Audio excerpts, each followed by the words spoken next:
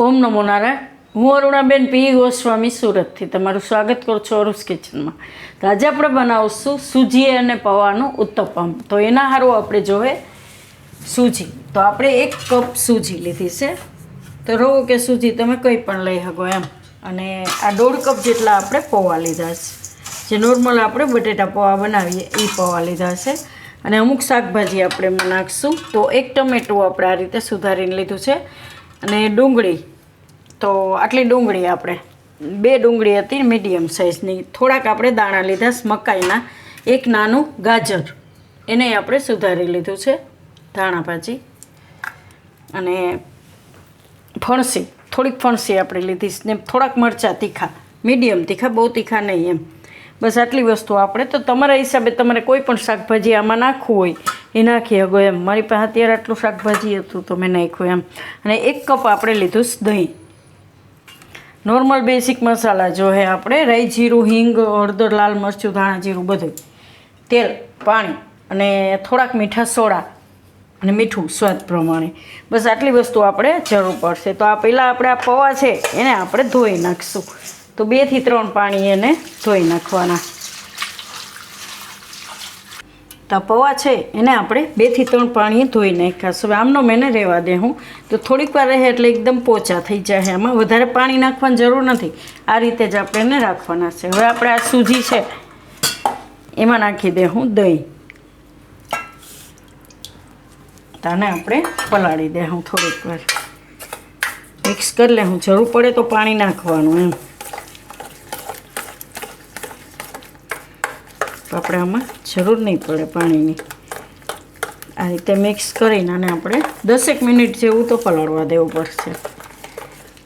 તો 10 મિનિટ રહેવા દેવું. તો પૌવા આપણા પલળી ગયા છે. સૂજીને હજી થોડી વાર રહેવા દેવું. તો પૌવા છે એને આપણે લઈ લેવું મિક્સર જારમાં આ રીતની.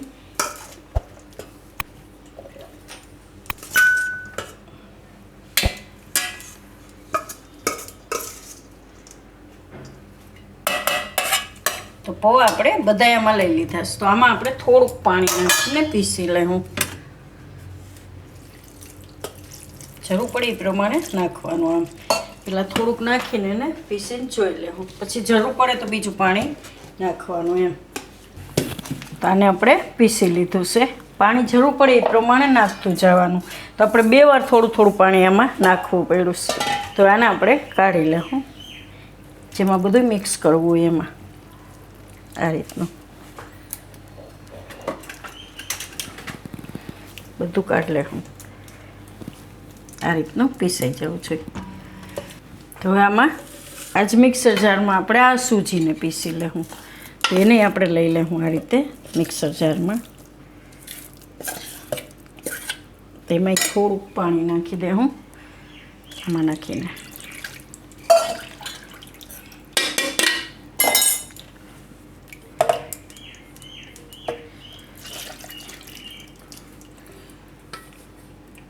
બધું બે ભેગું પીસી હતી પણ મિક્સર જારમાં બધું હમાય નહીં આપણે, એટલે એને નોખું આપણે પીસી લઈએ.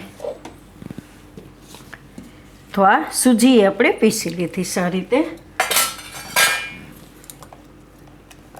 અને આપણે એમાં ભેગું નાખી દઈશું આમાં પૌવામાં.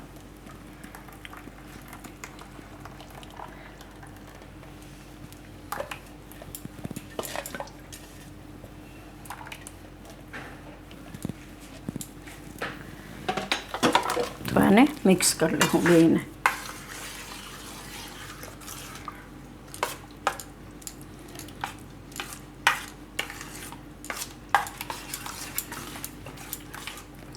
આ રીતનું મિક્સ કરી લેવાનું.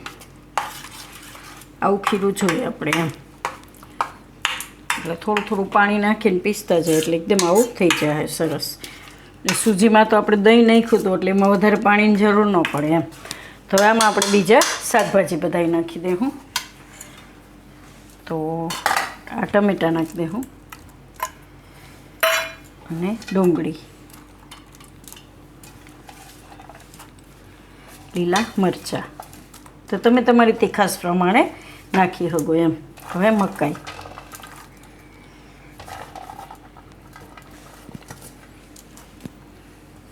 અને ગાજર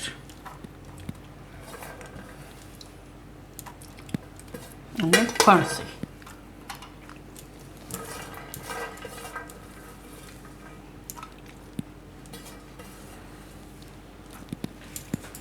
તો આને મિક્સ કરી લે હું આપણે બધું શાકભાજી આમાં આ રીતનું.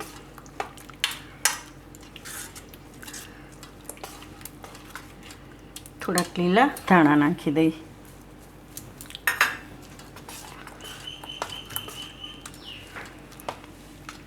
અને મીઠું સ્વાદ પ્રમાણે.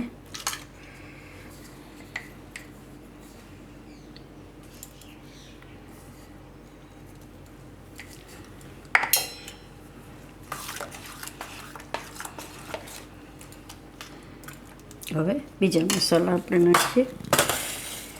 થોડુંક ધાણા જીરું નાખીશું અને થોડીક હળદર નાખીશું. લાલ મરચું તમારે નાખવું હોય તો નાખો, નહીં તો નહીં. લીલા મરચાં આપણે નાખ્યા જ છે એટલે લાલ મરચું નહીં નાખીએ. એમ થોડુંક નાખવું હોય તો તમે નાખી શકો. એમ થોડુંક નાખી દે હું કાશ્મીરી મરચું.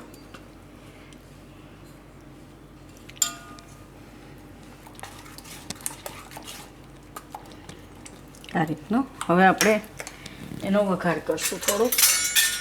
તો આ રીતનું એક વઘારિયું લીધું છે આપણે.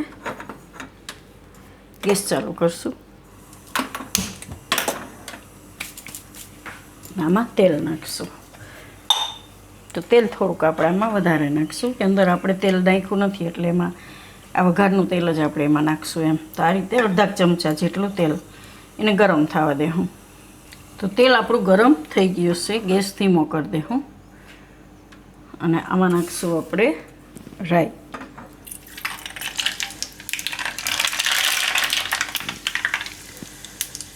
ગેસ બંધ કરી દે હું. હવે જીરું નાખીશું થોડુંક.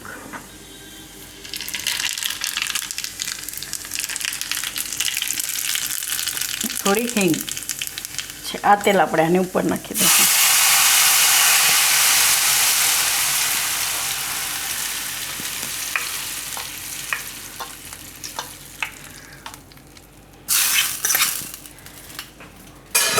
આને મિક્સ કરી લઉં બરાબર.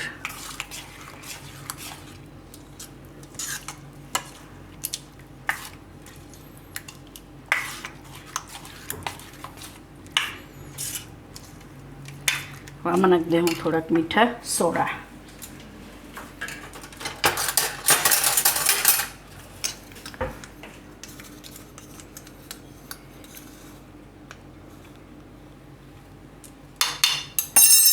અને મિક્સ કરી લેવું.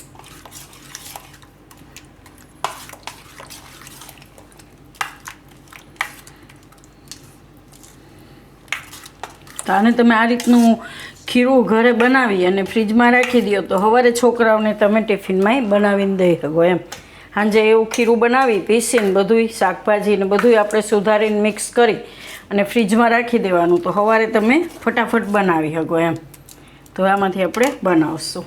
તો આ રીતની આપણે એક કઢાઈ લેવું અને ગેસ ચાલુ કરશું. આમાં આપણે થોડુંક તેલ લગાવી લેવું.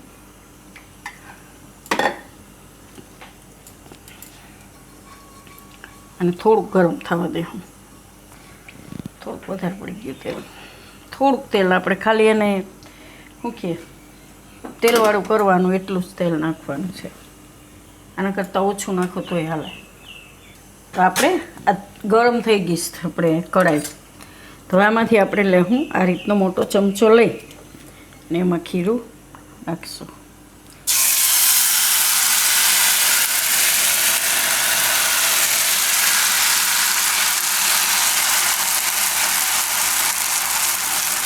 આ રીતે 2 થી 2.5 ચમચા જેટલું. એમ આને આપણે ગેસ ધીમો કરી દઉં. ઢાંકીને એને પાકવા દઉં. તો એકદમ ઉપરથી એકદમ ડ્રાય થઈ જાય ત્યાં સુધી એને પાકવા દેવાનું. ગેસ ધીમો કરી દેવાનો. તો આને હવે જોઈ લઈએ આપણે.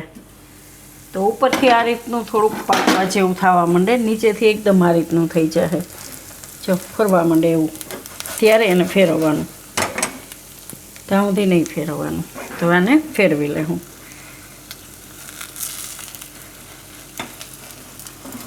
થોડુંક ધીરે ધીરે જો હે